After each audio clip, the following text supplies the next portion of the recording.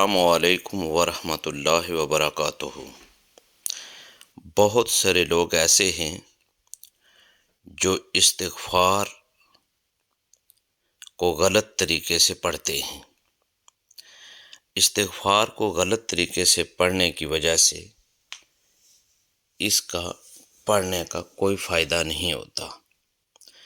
بعض لوگ استغفار استغفار استغفار کا ورد کرتے ہیں اور بعض لوگ استغفار استغفار استغفار پڑھتے ہیں۔ یہ دونوں طرح پڑھنا صحیح نہیں ہے۔ تو سب سے پہلے یہ جان لیجئے کہ صحیح استغفار پڑھنے کا طریقہ کیا ہے، اور پھر یہ جانیے کہ بہترین استغفار کیا ہے، اور پھر سید الاستغفار کیا ہے وہ بھی میں آپ کے سامنے رکھنے کی کوشش کروں گا۔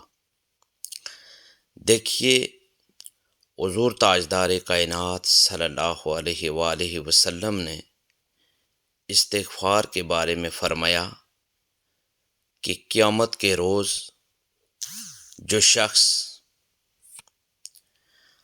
اپنے نامہ اعمال میں استغفار کی کثرت پائے اس کے لیے خوشخبری ہے۔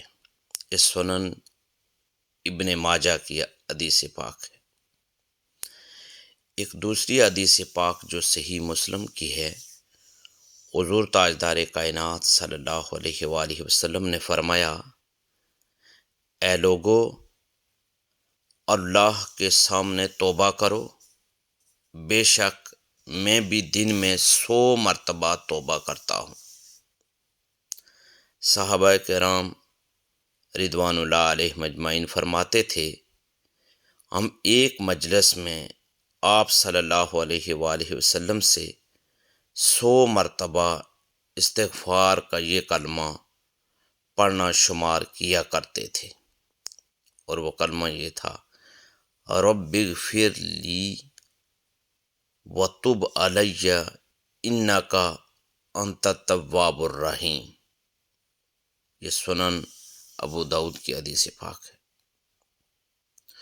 حضور تاجدار کائنات صلی اللہ علیہ وآلہ وسلم نے فرمایا، جو شخص استغفار کرتا رہے اسے گناہ پر اصرار کرنے والا نہیں سمجھا جائے گا، اگرچہ دن میں 70 مرتبہ وہ اس گناہ کا ارتکاب کیوں نہ کرے۔ یہ بھی سنن ابو داؤد کی حدیث پاک ہے۔ میں آپ کی توجہ اس جانب مبذول کروں گا کہ جو لوگ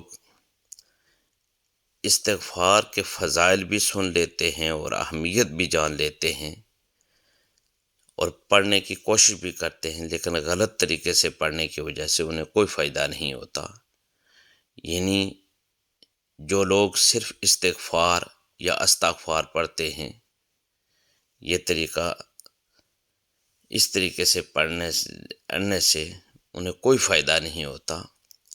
صحیح طریقہ یہ ہے کہ استغفر اللہ استغفر اللہ استغفر اللہ اس انداز سے پڑھا جائے، اور پھر یہ بھی ہے کہ توبہ اور استغفار کی جامع دعا بھی سماعت کر لیں۔ جامع دعا یہ ہے، استغفر اللہ الذی لا الہ الا هو الحی القیوم واتوب الیہ۔ اس کا ترجمہ ہے، میں اس اللہ سے معافی مانگتا ہوں جس کے سوا کوئی معبود نہیں، وہ زندہ اور کائنات کا نگران ہے، اور میں اسی کے حضور توبہ کرتا ہوں۔ یہ کلمات پڑھنے والے کے گناہ معاف کر دیے جاتے ہیں، اگرچہ وہ میدان جنگ سے بھاگا ہوا ہو۔ یہ بھی سنن ابو داؤد کی حدیث پاک ہے۔ اب میں آپ کے سامنے ایک اور حدیث پاک رکھوں گا جس میں حضور تاجدار کائنات صلی اللہ علیہ وآلہ وسلم نے اس استغفار کو سید الاستغفار آپ فرمایا ہے۔ جان لیجئے کہ حدیث پاک میں ہے کہ جو شخص سید الاستغفار پڑھتا ہے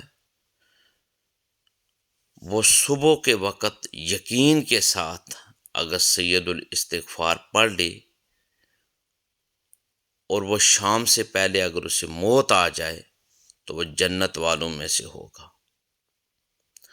اور جو شام میں اسے یقین کے ساتھ پڑھ لے اور صبح سے پہلے اسے موت آ جائے تو وہ جنت والوں میں سے ہوگا۔ اتنی بڑی اہمیت ہے اس استغفار کی۔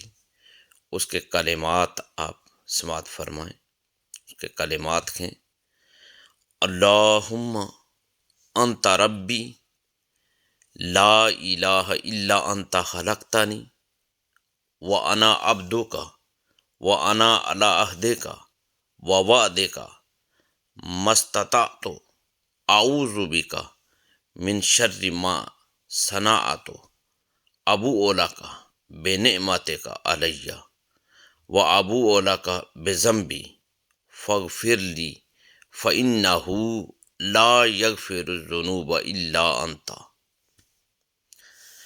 یہ سید الاستغفار ہے۔ میں دعا کرتا ہوں کہ اللہ تبارک و تعالی ہمیں دین اسلام کی سمجھ عطا فرمائے، اور پھر دین اسلام کی سنہری تعلیمات پر، قرآن و حدیث پر، ان کو سمجھنے اور اس پر عمل پیرا ہونے کی ہمیں توفیق اور ہمت عطا فرمائے۔